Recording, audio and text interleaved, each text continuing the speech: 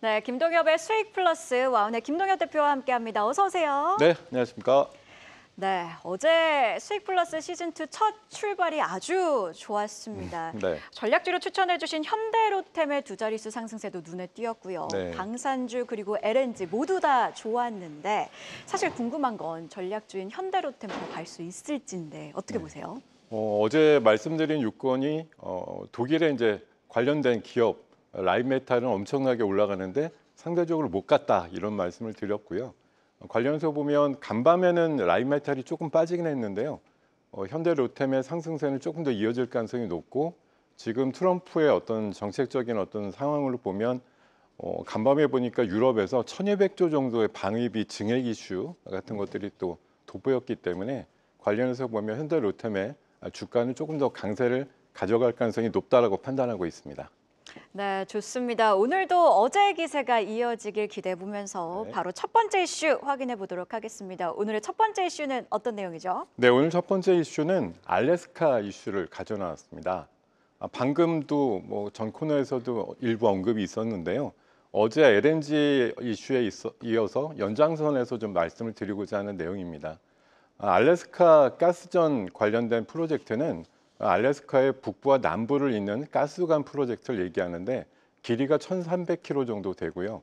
얼마 전에 트럼프 대통령이 개발과 관련된 행정명령에 서명을 했는데 관련된 예산이 현재만 추산되는 것이 한 60조가 좀 넘는 상황입니다. 그러다 보니까 굉장히 대규모의 프로젝트고요. 일본이라든가 우리나라에 대해서 처음에 개발 단계부터 참여해달라고 최근에 요청이 나오고 있고 지난주에 방미했던 그 산업자원부 장관도 미국과의 협의를 통해 가지고 이 알래스카 가스전과 관련된 개발과 관련해서 실무 협의체 논의한다 이런 단계까지는 구상을 하고 왔다라고 얘기를 하고 있거든요.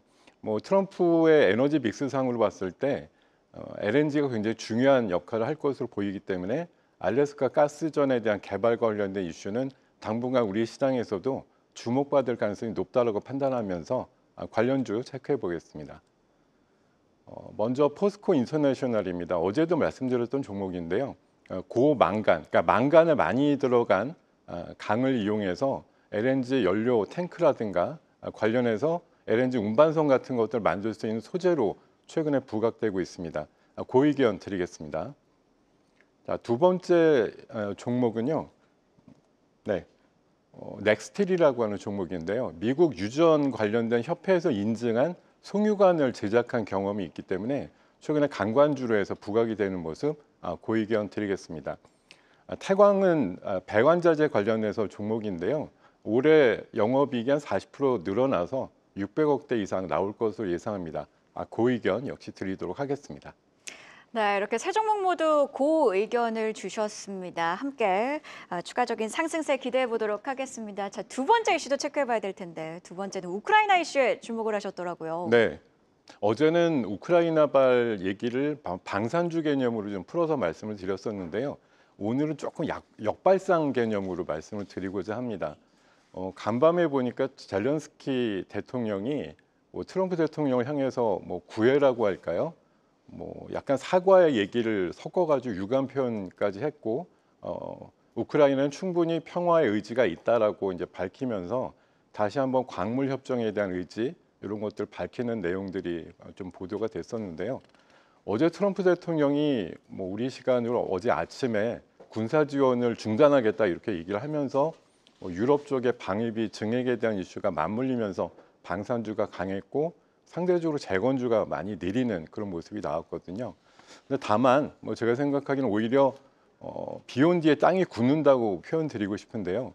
재건이라든가 또 종전과 관련된 이슈는 결국은 진행이 될 것이다라고 보고 이번 어떤 이벤트 이후에 좀 더 빨라질 수 있다라는 가능성에 저는 주목합니다. 그래서 오히려 밀짚 모자는 겨울에 사자는 그런 뜻에서 어저께 많이 내렸던 재건주에 오히려 주목하는 하루가 됐으면 좋겠다는 말씀 드리겠습니다. 오늘 관련주 체크해 보겠습니다. 어제 많이 내렸다가 회복은 좀 하면서 끝났는데 전진건설 로봇입니다. 관련해서 펌프카 관련해서 매출이 일어날 것으로 예상되는 그런 기업이고요. 그 의견 드리도록 하겠습니다. 자, 두 번째는 대동기업입니다. 농기계 시장 쪽에 진출 가능성이 높은 기업이고요. 이미 관련된 매출이 일어나고 있습니다. 역시 하락은 기회다라는 측면에서 고의견 드리도록 하겠습니다. 세 번째는 진성 TEC인데요. 미국의 최고의 그 중장비 회사인 캐터필러와 수년간의 공급 계약을 맺고 있는 회사인데 관련해서 수혜를 입을 것으로 예상되기 때문에 조정시 매수 관점 역시 고의견 드리도록 하겠습니다. 밀짚 모자는 겨울에 사야 된다. 이 말이 크게 와닿는 것 같습니다. 전진건설 로봇 대동기업 그리고 진성 TEC 모두 고의견 주셨는데요. 자, 그렇다면 오늘의 전략주도 한번 짚어봐야 될 것 같습니다. 전략주는 어떤 거 가지고 오셨죠? 네, 역시 LNG 테마 쪽에서 삼성중공업 주목하도록 하겠습니다. 어제 뉴스에 보니까 축구장 2배가 넘는 규모의 FLNG 진수식이 있었다라는 그런 뉴스도 있었는데요. 최근에 미국이 중국을 규제하면서 중국의 조선사를 규제하는 모습이 나왔고 블랙리스트에 올리다 보니까 FLNG 시장에 있어서는 삼성중공업의 천하가 될 가능성이 높다라는 판단을 하고 있습니다. 미국의 LNG 프로젝트를 위해서는요, 2030년까지 200척 이상의 LNG 운반선이 필요하다는 얘기가 나오기 때문에 관련해서 삼성중공업이 매출을 크게 일으킬 수 있는 가능성이 높다고 보고요. 올해 매출을 10조 원 정도로 예상하고 있고 영업이익도 작년 대비해서 많이 늘어나서 6,300억 정도까지 나올 것으로 예상합니다. 목표가는 18,000원 제시해드리고요. 손절가는 11,900원 대응 전략 말씀드리겠습니다.